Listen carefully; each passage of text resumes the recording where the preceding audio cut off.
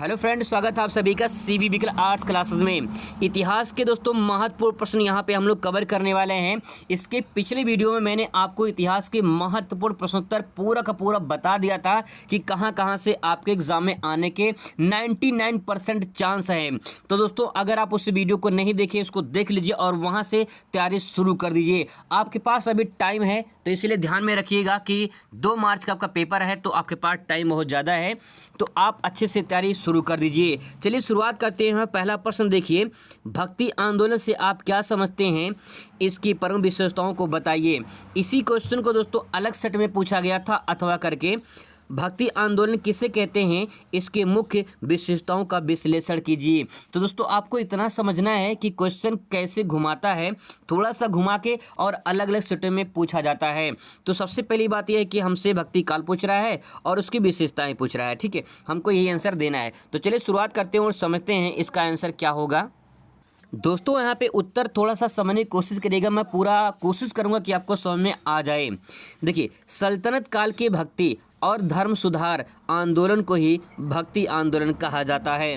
कहने का तात्पर्य ये है कि जब सल्तनत काल की शुरुआत हुई थी तो उसमें भक्ति काल का उदय हुआ, इसके बाद जो है उसमें धर्म सुधार हुए और धर्म सुधार के जो आंदोलन हुए उसी आंदोलन को भक्ति आंदोलन कहा जाता है। आगे भी आपको और समझ में अच्छे से आ जाएगा। यहाँ पे देखिए, अर्थात सल्तनत काल में हिंदुओं में अनेक ऐसे धार्मिक विचारक हुए जिन्होंने भक्ति को अधिक महत्व दिया। धर्म सुधार का एक नया आंदोलन प्रारंभ किया जो भक्ति आंदोलन के नाम से विख्यात हुआ। तो दोस्तों 2 पॉइंट आपको समझना है। पहला पॉइंट ये है कि सल्तनत काल में भक्ति काल का उदय हुआ और उन भक्ति कालों ने जो उनके धर्म सुधार थे, जो अनुयायी थे, उन्होंने कहीं न कहीं अपने धर्म सुधार के लिए आंदोलन शुरुआत किया और जो आंदोलन शुरू हुआ उसी को भक्ति आंदोलन के नाम से जाना जाता है। अगला प्रश्न देखिए, यहाँ पे जो अगला प्रश्न है मतलब उसी के आगे पैटर्न आगे बढ़ाते हैं, उसको देख लीजिए। यहाँ पे इस आंदोलन के इतिहास, दोस्तों ध्यान रखिएगा क्वेश्चन यहाँ पे ये लघु उत्तर ये है तो यहाँ से अति लघु क्वेश्चन भी बन जाएगा। इस आंदोलन का इतिहास आचार्य शंकराचार्य के काल से शुरू हुआ था। तो यहाँ से दोस्तों मैंने हाईलाइट कर दिया है। ये क्वेश्चन आपसे अलग से पूछ सकता है कि भक्ति काल का आंदोलन किसके काल में शुरू हुआ था, तो आप लिख सकते हैं यहाँ पे आचार्य शंकराचार्य के काल से शुरू होता है।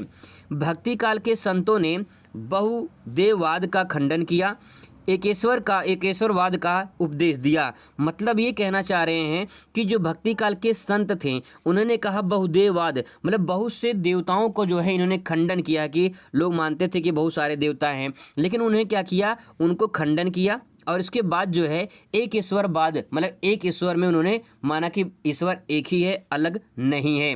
इस बात को इसमें एक ईश्वरवाद में कहा गया है। आगे देखिए, उन्होंने कर्मकांड, जाति भेद का विरोधी और मूर्ति पूजा का खंडन किया। तो जो भक्ति काल के संत थे इन्होंने कर्मकांड, जाति भेद और मूर्ति पूजा का खंडन किया था। खंडन का मतलब विरोध करना होता है। और भक्ति से ईश्वर को प्राप्त करने का उपदेश दिया। इसी भक्ति को जो है भक्ति आंदोलन के नाम से जाना जाता है। दोस्तों स्पष्ट शब्दों में कहा गया है कि जो भक्ति काल के संत थे ये लोग मूर्ति पूजा में विश्वास नहीं करते थे।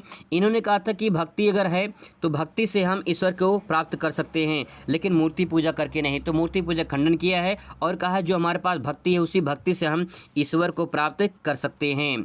इसके बाद दोस्तों आपको विशेषता लिखनी है, तो विशेषता में क्या क्या पॉइंट ऐड कर सकते हैं। देखिए, जो परिभाषा होती है उसी से विशेषताएं ही बनती है। भक्ति काल की विशेषताएं या भक्ति काल की प्रमुख शिक्षाएं, ऐसे भी क्वेश्चन यहाँ से तो अलग से पूछ सकता है कि भक्ति काल की विशेषताएं बताइए और या भक्ति काल की प्रमुख शिक्षाएं क्या थीं। तो पहली शिक्षा देखिए, भक्ति काल के समर्थक एकेश्वरवाद में विश्वास रखते थे। परिभाषा में वही दोस्तों कहा गया था कि बहुदेववाद का उन्होंने खंडन किया था और एकेश्वरवाद का समर्थन किया था। तो यहाँ पे कहीं न कहीं एकेश्वरवाद का विश्वास करते थे, इसमें ये पहला पॉइंट हो जाएगा। दूसरा पॉइंट देखिए, इन्होंने चरित्र की शुद्धता को मनुष्य के आभूषण बताया है। इसमें बताया कि मनुष्य का जो चरित्र है जितना शुद्ध होगा वो मनुष्य जो है उसी का आभूषण होगा, उसका कैरेक्टर, उसका चरित्र ही अच्छा होना चाहिए, तभी वो भक्ति काल से जुड़ सकता है। अगला पॉइंट है, संतों ने जाति प्रथा पर भीषण प्रहार किया। यहाँ पे महत्वपूर्ण पॉइंट दोस्तों ये कहा गया है कि जो भक्ति काल के संत थे इन्होंने जाति प्रथा पे जो है भीषण प्रहार किया, मतलब जाति प्रथा इन्होंने नकार दिया कि कोई जाति प्रथा नहीं है। अगला पॉइंट लिख सकते हैं इसमें, सच्चे हृदय से भगवान की भक्ति करने वाले मोक्ष प्राप्त करते हैं। इसमें इन्होंने कहा है कि भक्ति काल में कि अगर कोई सच्चे हृदय से भगवान को मानता है, भगवान की भक्ति करता है तो कहीं न कहीं उसको मोक्ष की प्राप्ति होती है। पांचवा पॉइंट यहाँ पे देख सकते हैं, लिख सकते हैं इसमें, मोक्ष के लिए सन्यास आवश्यक नहीं है। इसमें महत्वपूर्ण बात ये कही है, अगर आपको मोक्ष की प्राप्ति करनी है तो आपको सन्यास की जरूरत नहीं है। आप जो भक्ति है उसको करते रहिए और भक्ति से ही आपको जो है मोक्ष मिल जाएगा, आपको सन्यास लेने की जरूरत नहीं पड़ेगी। दोस्तों ये क्वेश्चन लघुत्तरीय है, यहाँ से आपसे इंपॉर्टेंट क्वेश्चन पूछ सकता है, इसीलिए 10 पॉइंट मैंने नोट किया है यहाँ पे। अगला पॉइंट यहाँ पे लिख सकते हैं, छोटे बड़े ऊंच नीच के भेदभाव को नहीं माना है। इस भक्ति आंदोलन में कुछ जो अनुयायी थे, जो संत थे, इनमें कहा गया है कि कोई ऊंच नीच नहीं है, कोई भेदभाव नहीं है, सब लोग समान हैं। अगला पॉइंट लिख सकते हैं कि मूर्ति पूजा का विरोध करते थे। हम लोग परिभाषा में यही पढ़े थे कि मूर्ति पूजा के लिए उन्होंने खंडन किया था, मतलब मूर्ति पूजा का विरोध करते थे। 8वां पॉइंट है, इन्होंने सामाजिक कुरीतियों पर प्रहार किया है। सामाजिक कुरीति का मतलब बुराई होता है, जो समाज में बुराइयां फैल रही हैं उस पर प्रहार किया है, कहीं न कहीं उसको नकारा है। अगला पॉइंट देख सकते हैं यहाँ पे, यह आंदोलन देशव्यापी था। देशव्यापी का मतलब ये होता है आंदोलन पूरे देश भर में व्याप्त था। 10वां पॉइंट दोस्तों यहाँ पे लिख सकते हैं, इस आंदोलन का जन्म दक्षिण भारत में हुआ था। तो यहाँ से एक क्वेश्चन बहुविकल्पी पूछ लेता है कि जो है भक्ति आंदोलन की शुरुआत कहाँ से हुआ था, तो दक्षिण भारत से हुआ था। दोस्तों मैंने पूरी कोशिश किया है सारे इंपॉर्टेंट क्वेश्चन कलेक्ट करने के लिए। तो यहाँ पे सवाल देखिए, अगला प्रश्न है, बहुत ही मोस्ट इम्पॉर्टेंट है ये, सूफी संप्रदाय से आप क्या समझते हैं, इसके प्रमुख सिद्धांतों की विवेचना कीजिए। इसी क्वेश्चन को अलग अलग सेट में दोस्तों पूछा गया है, अलग अलग तरीके से कहा गया सूफी मत क्या है, सूफीवाद पर निबंधात्मक टिप्पणी लिखिए। इसी क्वेश्चन को दोस्तों अथवा करके फिर अलग सेट में पूछा गया था कि सूफी संत के प्रमुख योगदान तथा उसकी प्रमुख विशेषताओं का उल्लेख कीजिए। इस टाइप से सवाल दोस्तों पूछा गया है, तो बहुत ही महत्वपूर्ण सवाल है। और देखिए अथवा करके यहाँ और पूछा है कि सूफीवाद के मूल सिद्धांतों का वर्णन कीजिए। तो दोस्तों यहाँ पे क्वेश्चन कितनी टाइप से घुमा घुमा के पूछा गया है, इसका मतलब ये है बहुत ही ज़्यादा मोस्ट इंपॉर्टेंट प्रश्न है। सूफी संत को ध्यान रखेंगे। यहाँ पे देखिए और पॉइंट पूछा है अगला कि सूफी संप्रदाय क्या है, इसकी प्रमुख विशेषताओं को बताइए। बहुत ही ज़्यादा दोस्तों महत्वपूर्ण सवाल है ये, अगर आप इसे तैयार कर लेंगे तो समझ लें कि आपका 4 नंबर जो है यहाँ से फिक्स हो ही जाएगा इस प्रश्न से। देखिए इसका उत्तर लिखें कैसे, सूफी दर्शन इस्लाम धर्म के मंच से विकसित होने वाला विश्व का एक प्रमुख धर्म है। तो सूफी जो दर्शन है ये इस्लाम धर्म के मंच से उदय होता है और जो है ये विश्व का एक प्रमुख धर्म माना जाता है, जो मूल रूप से इस्लाम दर्शन पर ही आधारित है। तो जो सूफी दर्शन है वो इस्लाम दर्शन पर आधारित है। आगे देखिए कहा गया है, सूफी शब्द विश्व में विद्वानों में अधिक मतभेद है कि सूफी शब्द का जो है अर्थ क्या है। एक प्रबल मान्यता है कि मदीना की जो मस्जिद है उसके सामने सुफ़ा अर्थात चबूतरा, सुफ़ा का मतलब चबूतरा होता है, जिस पर बैठकर जो संत प्रभु का ध्यान कर लगाते थे वही सूफी कहलाते हैं। बहुत ही महत्वपूर्ण दोस्तों बातें कही गई हैं, इसको आसानी से समझ सकते हैं। इस्लाम धर्म में जो इस्लाम धर्म है उसी में इस्लाम दर्शन को जो है सूफी दर्शन माना गया है। और इसमें कहा गया है कि सूफी जो शब्द है, एक मान्यता है कि मदीना के मस्जिद में, जो मक्का मदीना है सऊदी अरब में, उस मदीना के जो मस्जिद है वहाँ पे लोग जाते हैं, मक्का मदीना जाते हैं, तो मदीना की जो मस्जिद है उसके सामने सुफ़ा बोलते हैं उसे, या चबूतरा बोलते हैं।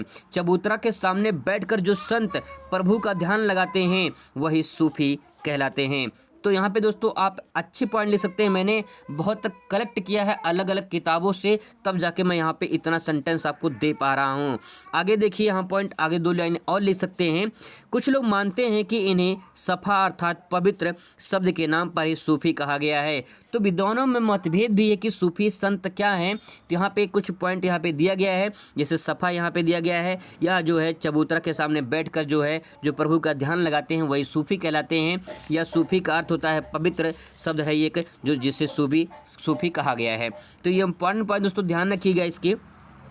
आगे देखिए यहाँ पे सूफी मत के जो प्रमुख सिद्धांत हैं या शिक्षाएं या विशेषताएं हैं। दोस्तों ध्यान रखिएगा, अगर आपसे सिद्धांत पूछता है तब भी आंसर ये होगा, शिक्षाएं पूछता है तब भी आंसर यही होगा, विशेषताएं पूछता है तब भी आंसर यही होगा। क्या लिख सकते हैं इसमें, देखिए सूफी एक ईश्वर में विश्वास रखते थे। जैसे भक्ति काल में वो जो संत थे भक्ति काल के, वो भी एक ईश्वर में विश्वास रखते थे, ऐसे ही दोस्तों सूफी संत हैं ये जो है ये भी एक ईश्वर में विश्वास करते थे। अगला पॉइंट लिख सकते हैं इसमें, सूफी ईश्वर प्राप्ति को जीवन का अंतिम लक्ष्य मानते थे। सूफीवाद जो थे ये ईश्वर की प्राप्ति को अंतिम लक्ष्य मानते थे, उसमें मोक्ष प्राप्ति की भगवान मतलब कि जो मोक्ष प्राप्ति करना है तो हमें जो ईश्वर की हमें प्रार्थना करनी पड़ेगी, ईश्वर के भक्ति में लीन होना पड़ेगा। ऐसे इसमें कहा गया है कि सूफी ईश्वर को जो है प्राप्त करना जो है अंतिम लक्ष्य माना गया है। अगला पॉइंट दोस्तों यहाँ पे लिख सकते हैं, तीसरा पॉइंट, ईश्वर प्राप्ति के लिए इन्होंने संयम, पवित्र जीवन, निर्धन रहना, तौबा, खौफ, संतोष आदि आवश्यक माना है। तो दोस्तों यहाँ पे कहा गया ईश्वर अगर आपको प्राप्त करना है, अगर आपको ईश्वर को प्राप्त करना है, ईश्वर आपके जो है दर्शन दे दें आपको, तो इन्होंने कहा कि आपके संयम होना चाहिए, थोड़ा धैर्य होना चाहिए, पवित्र मन से आपको जो है करना चाहिए, नहीं पवित्र जीवन होना चाहिए, ऐसा नहीं कि यह पवित्र जीवन नहीं आपका, निर्धन रहना चाहिए। इसमें कहा गया निर्धन रहना, तौबा, खौफ, संतोष आदि को आवश्यक माना गया है।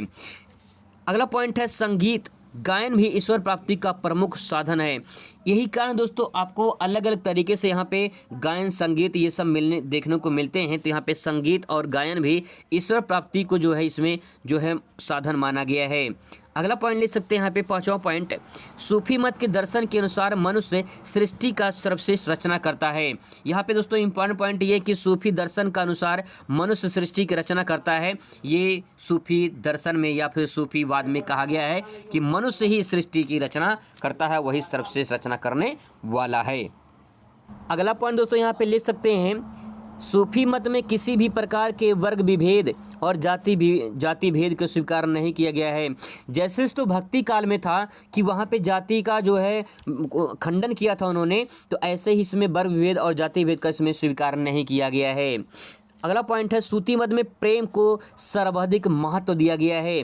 प्रेम को सर्वाधिक महत्व दिया गया है कि अगर आपको प्रेम करते हैं, चाहे जिस इंसान से अगर प्रेम करते हैं, तो प्रेम को सर्वाधिक महत्व दिया गया है। अगला पॉइंट दोस्तों यहाँ पे ले सकते हैं, पॉइंट नंबर 9 दे सकते हैं, सूफी मत में प्रेम नैतिकता को अधिक महत्व दिया गया है। तो नैतिकता का मतलब अच्छे विचार आपके होने चाहिए। सूफी मत में यही कहा गया है कि आपका नैतिक कर्तव्य होना चाहिए कि आपके अच्छे विचार, जो आपके आचरण, जो व्यवहार हैं वो अच्छे होने चाहिए। कहीं न कहीं इसी बात को इस पर जोर दिया गया है सूफी मत में। अगला पॉइंट 10वां देखिए, गुरु को सूफी मत में सर्वाधिक महत्व दिया गया है। गुरु ही ईश्वर प्राप्ति का सच्चा मार्ग दिखाने वाला होता है।